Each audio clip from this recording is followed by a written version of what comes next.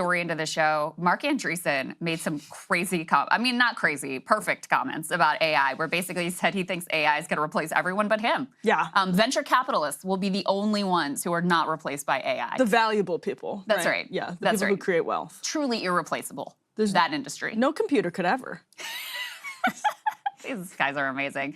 And we want to try to get to some comments from Alex Jones, a little critique of Trump alongside Fuentes, who's long been critiquing Trump from the right as a Nazi, Trump not being Nazi enough. So, but anyway, kind of interesting there and fits with some of the other like little critiques that you've seen come out of MAGA world vis-a-vis Trump. Yeah, I mean, this is a big show. And part of it is because, Crystal, you just had to get Mark Andreessen in there. Couldn't resist. I can't resist that cone hand. What can I say? Looking forward to it. It'll be good. Let's start with the mineral deal in Ukraine. We can put the first element up on the screen. Breaking news yesterday. This is from the Wall Street Journal. Ukraine-U.S. sign economic deal for minerals, and the journal's subheading there is the two countries finally reached an agreement after several false starts. You'll remember the mineral deal is what was on the table when Zelensky visited the White House, and the infamous Oval Office meeting transpired just a couple of months ago. Now they're back at it. They finally got that deal signed, which I think, Crystal, was very predictable that it was ultimately going to happen. The fits and starts felt more like personal hurdles for Zelensky and Trump to both overcome in order to feel confident that it made sense. I don't even know personal hurdles, more like posturing. Yep. Because the reality is there's an incredible quote here from this woman, Heidi Kribo-Rediker, senior fellow at the Council on Foreign Relations, who says this is a win-win deal because, quote, the U.S. will have a vested interest in the geology that the Ukrainians will be fighting for.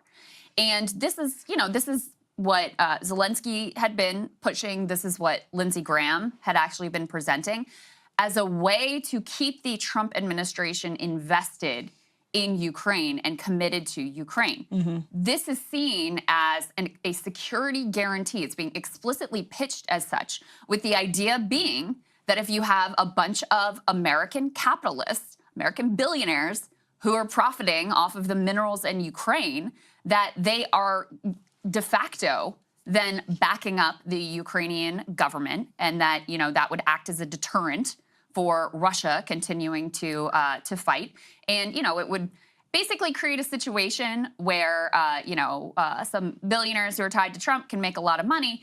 And if things go sideways again, America will once again be on the hook for defending Ukraine, whether that's through continued weapons shipments or whether it would ultimately be through, sending soldiers. I don't want to I don't want to fearmonger here, but that's effectively the dynamic that's being set up. This would be a long-term engagement in the future of Ukraine, which is why, it's what Zelensky wanted, it's what Lindsey Graham wanted, et cetera. And I always thought that the show in the Oval with Zelensky, you and I differed on this, Sagar and I differ on this as well, but my analysis at the time was that this was a way for Trump to give some red meat to the base, because he had this big blow up and he's yelling at Zelensky and all of these sorts of things, which, the base was very happy about because they've turned Zelensky into this villain. They overtly dislike Ukraine and want Trump to completely break with them. So he gave them that. But in the end, the result is exactly what was pitched from the beginning. Yeah, the journal says there's a distinction that was previously, so it doesn't require Ukraine to repay past military aid, and that I suppose is a pretty significant change, but not dramatic. I mean, it's definitely a new thing, but it also includes, as Wall Street Journal says, the U.S. being able to count new military aid into Ukraine as a contribution to the fund. So it makes sense that they were able to reach this deal at this point. Obviously, it's not the level of security guarantee that Zelensky was fairly insistent on. That's what blew up the original deal, is that Zelensky didn't feel comfortable with a mineral deal as a security guarantee. But it is seen as by the White House as, this is how the journal puts it, quote, a kind of security guarantee for Ukraine.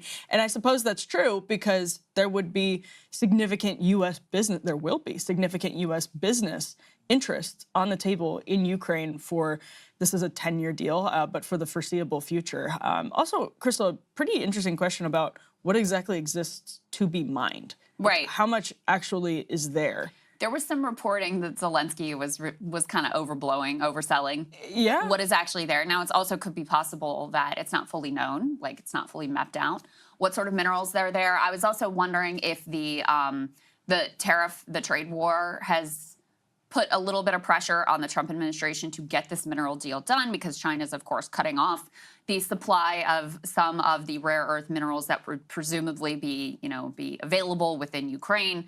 So that may have also provided some of the impetus to get this signed at this point. And I should also say, as we're recording this, we don't actually have all the details. There's a few details in this Wall Street Journal report. There's been a few details that are out there publicly. We saw a previous draft that included not only minerals rights, but basically that the U.S. would effectively economically colonize Ukraine with control over, half of ports and half of a lot of economic activity in the country in perpetuity, out above and beyond the minerals rights. But as of yet, we don't know if that is what is entailed in this deal that was ultimately signed or not. So we'll await the details.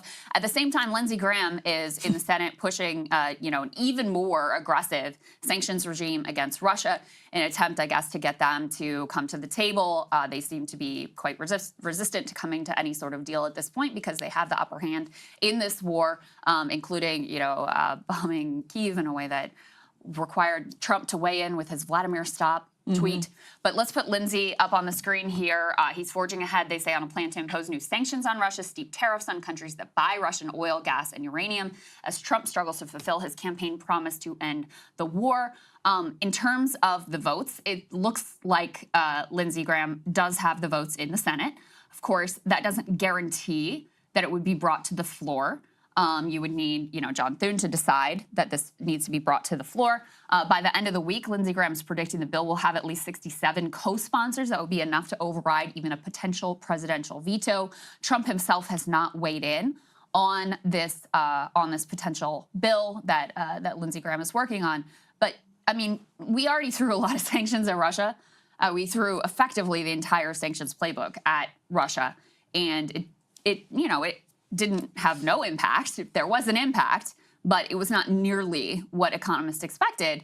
And in fact, it really ended up demonstrating a lot of impotence on the part of the U.S. because it showed that you could throw the entire sanctions playbook at Russia or at any nation, and that they would be able to survive and they would be able to withstand that. And I think it also gave China even a bit of a dry run of what this could look like if there was the sort of trade war, the sort of complete economic cutoff that they're facing from us right now. So interesting, not surprising from Lindsey Graham taking an even more aggressive, hawkish approach, but that's what's on the table now. Well, yeah, and it's important I actually think it's a really important story to tack on to the context of signing this deal, because the hopeful, even though this involves colonizing Ukrainian mineral resources, and by the way, I mean, apparently they have 20 of 50 critical minerals that we consider critical. So that's like lithium and graphite, titanium, uranium, to your point, rare earth minerals that could have something to do with, there could be added incentives based on the tariff struggles in the last couple of months from the Trump administration. But they're also incredibly corrupt. This was the entire Republican argument against Burisma and Hunter Biden. And so it's definitely putting the United States into a complete economic mess that has military implications in Ukraine. But hopefully what this means, at the very least, and it's not nothing, is that we're on a glide path to an actual ceasefire so that the thousands of people who are dying every single day, that those further lives can be saved, because these battle lines are probably going to be, whatever ceasefire is eventually reached, it's probably going to look like where the battle lines are right now, in all likelihood. So Lindsey Graham continuing to saber rattle seems super unhelpful to the entire purpose of inking this particular deal, but we'll see where things go. Yeah, indeed. I mean, I think there's a lot of question marks. It's hard to see. It doesn't feel like we're terribly close to a ceasefire at this point, but you never know where we're going to end up. And certainly by signing this minerals deal, you are committing the U.S. to Ukraine for the long term, so that a bunch of billionaires can get their stuff and get their rare earth minerals out of the ground and benefit from it. This is another thing the Journal had a story on not long ago, is that Chevron and Shell have tried to mine in Ukraine, but the corruption in Ukraine has made it extremely difficult for that process to be done in a way that's profitable for them. And so now we're just going even fully more into the experiment of trying to extract minerals from Ukraine in an effort to stop a brutal conflict that would further, I mean, if the United States sees this